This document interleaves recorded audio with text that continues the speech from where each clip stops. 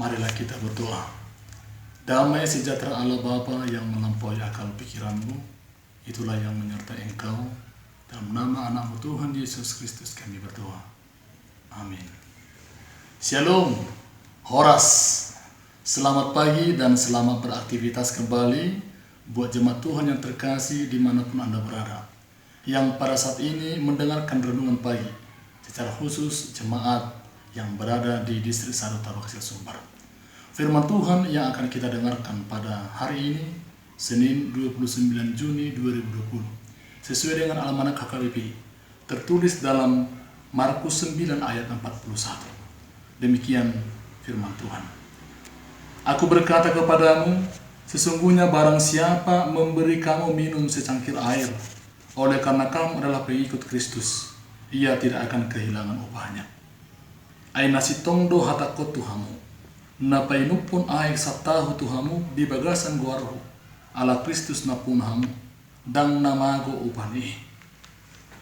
Bapak Ibu, saudara-saudari yang dikasihi Tuhan Yesus Kristus Tuhan kita, seorang pemuda mahasiswa jurusan kedokteran di salah satu perguruan tinggi ternama melakukan praktek di salah satu desa terpencil di sebuah puskesmas.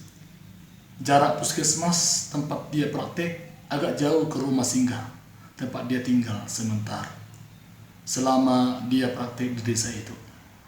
Setiap hari mahasiswa ini harus berjalan kaki menempuh puskesmas tersebut karena kondisi jalan yang rusak dan bahkan tidak bisa dilewati oleh kendaraan, baik roda 2 maupun roda 4. Suatu ketika mahasiswa ini hendak pulang ke rumah, di tengah jalan dia sangat kehausan. Tidak ada yang berjualan di sepanjang jalan untuk membeli air minum, karena rumah penduduk pun sangat jarang di sekitaran jalan itu menuju ke puskesmas. Sambil beristirahat, mahasiswa itu pun memberanikan diri untuk singgah di salah satu rumah tua yang dihuni oleh seorang perempuan setengah umur yang hidupnya sendiri di rumah itu.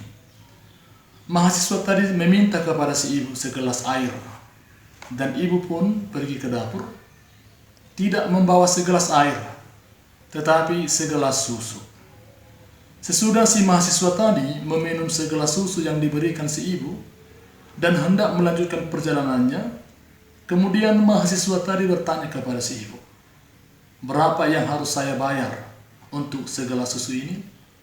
Tetapi si ibu menjawab, tidak perlu dibayar, karena kebaikan tidak selalu diukur dengan menerima bayaran. Lalu si pemuda tadi pun berkata, "Terima kasih ibu atas kebaikanmu." Bapak Ibu saudara-saudara, singkat cerita, si ibu yang setengah umur tadi berangkat ke kota untuk berobat karena penyakit jantung yang dideritanya. Dan dokter menyarankan agar si ibu segera dioperasi. Dan operasi pun dilaksanakan. Dan ternyata salah satu anggota tim operasi adalah mahasiswa kedokteran yang pernah praktik di desa si ibu beberapa tahun yang lalu. Saudara-saudara, setelah operasi berjalan dengan baik, dan ketika dia mendengar bahwa si ibu yang sudah selesai operasi berasal dari desa tempat dia melakukan praktek beberapa tahun yang lalu, dan ketika dia melihat wajah si ibu, serasa teringat kembali masa ketika dia praktek di desa beberapa tahun yang lalu, dan dia pun langsung mengenal wajah si ibu dan mengingat kebaikan dan kata-kata yang pernah diucapkan oleh si ibu tersebut. Dan dokter itu pun terkejut dan melakukan yang terbaik untuk kesehatan si ibu. Kemudian dokter tersebut meminta bagian, yaitu bagian keuangan rumah sakit, untuk mengirimkan tagihan pengobatan si ibu. Ternyata setelah dia melihat seluruh tagihan biaya, dia menuliskan sesuatu di pojok atas, yaitu lembar tagihan, lalu menyuruh bagian administrasi untuk memberikan kepada si ibu tersebut. Kemudian si ibu membuka lembar tagihan tadi dan yakin bahwa dia tidak mampu membayar biaya perobatannya. Saudara-saudara, ternyata sangat luar biasa.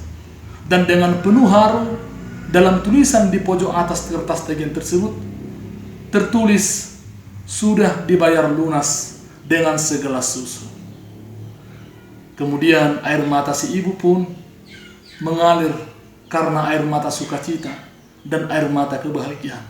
Karena apa yang dia pikirkan itu benar-benar di luar dari pikirannya. Saudara-saudara, apa yang bisa kita lihat dari renungan pagi hari ini? Itu sangat menggugah hati kita melalui perkataan Tuhan Yesus mengenai tindakan memberikan secangkir air. Tindakan yang sederhana tetapi sangat melegakan hati orang yang menerimanya. Apalagi saat seseorang itu kehausan. Siapapun yang melakukan tindakan sederhana, ia tidak akan pernah kehilangan upah yang Tuhan sediakan. Saudara-saudara, jangan pernah kita berpikir bahwa hal-hal kecil yang kita lakukan adalah kasih Allah, itu akan sia-sia. Banyak hal yang sederhana yang patut kita lakukan, itu dapat menggerakkan hati kita. Dan itu bisa membuat Tuhan sangat senang dengan apa yang kita berikan di tengah-tengah kehidupan kita.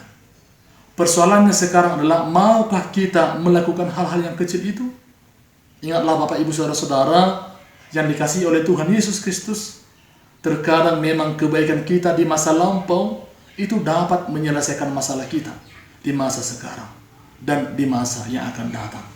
Firman Tuhan tertulis dalam Galatia pasal 6 ayat 9 dikatakan, jangan kita jemu-jemu untuk berbuat baik, karena apabila sudah datang waktunya, kita akan menuai jika kita tidak menjadi lemah.